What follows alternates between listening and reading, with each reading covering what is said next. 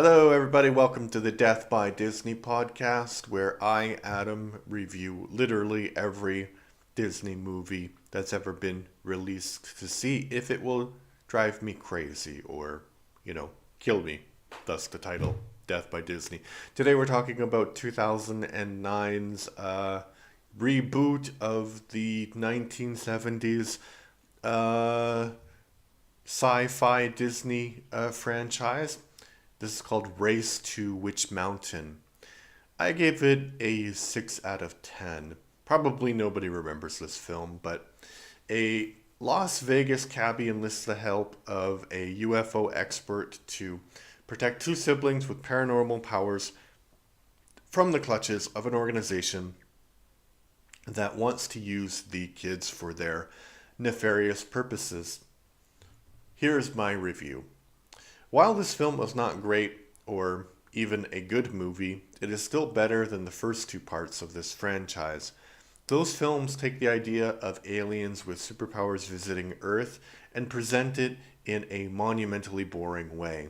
This film sticks to the formula of an alien or two aliens out to do good, but being pursued by nefarious government agents. Dwayne The Rock Johnson does a good job in this movie as a character who is down on his luck, but with a big heart. He is, of course, full of charisma, and this movie came out before both his body and his ego ballooned. He does lose fights in this movie. The special effects in the first two films were bad, but they were made around 40 years ago. The special movies in this film are also bad, but it's only about 12 years old. I think perhaps they wanted to release it in 3D, or they did release it in 3D, and now the version we watch has very bad effects. This is a forgettable film with a very few nice scenes, so it's probably a movie to put on when you're washing the dishes or something.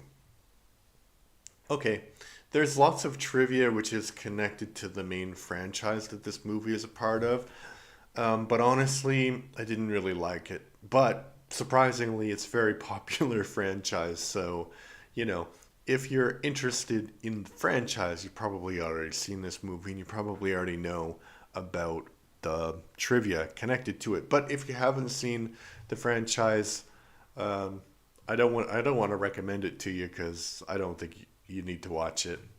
So here is some negative review and a positive review to make this podcast sort of a fair and balanced criticism.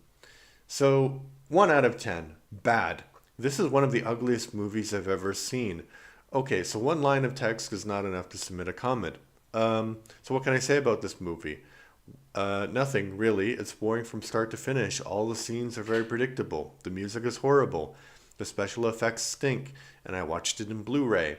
The dramatic scenes never moved me, and it made me yawn. The comedy scenes aren't even funny, and 90% of the punchlines are all cliches.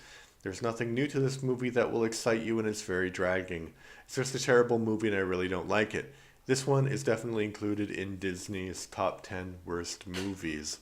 I think I will make an episode about what movies I ranked in the top 10 and what movies I rank in the top bottom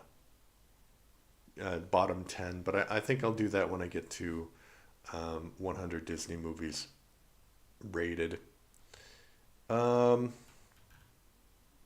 that was from Rusro 1999, and I can't really comment. I think for the most part it's correct. I would just maybe give the rating a bit higher.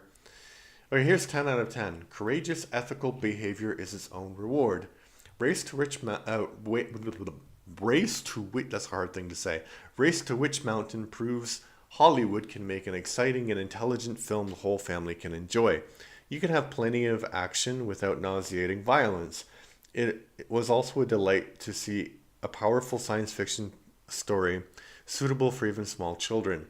I like the underlying premise of an alien race with tremendous technological and mental powers that can act in an ethical and selfless fashion. It's also interesting to see that there can be more than two sides to a story. In this case, 4 sides, 2 factions of aliens and 2 factions of humans, all with different agendas.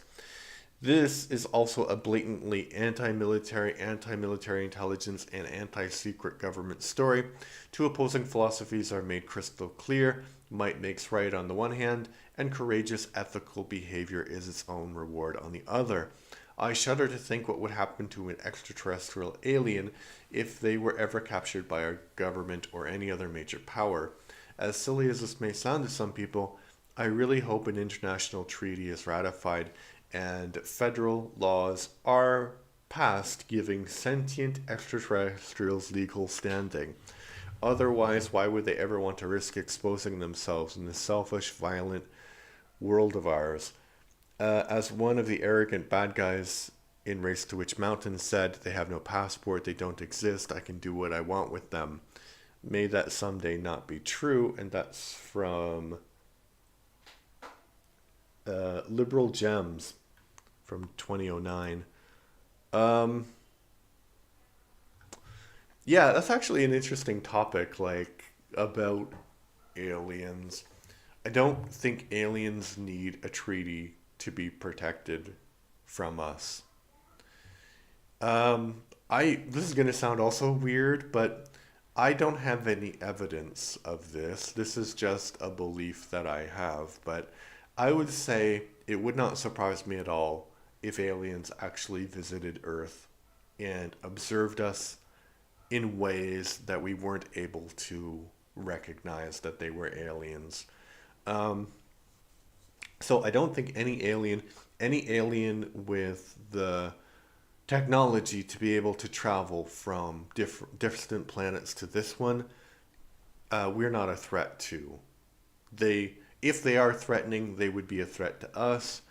And I think if they were a threat to us, it would be over very, very quickly because all they would need to do is just poison the atmosphere or something like that, and we would all die. But we're poisoning the atmosphere anyway, so maybe it's them aliens are maybe aliens are responsible for climate change and all of that stuff, and maybe aliens are they run big business who don't want to they don't want to reduce carbon emissions because they want it to be like Venus. But then, that's an interesting premise for a sci-fi series, but maybe they're from Venus and the atmosphere is they terraformed Venus and now they're on their way to Earth, or they're on Earth.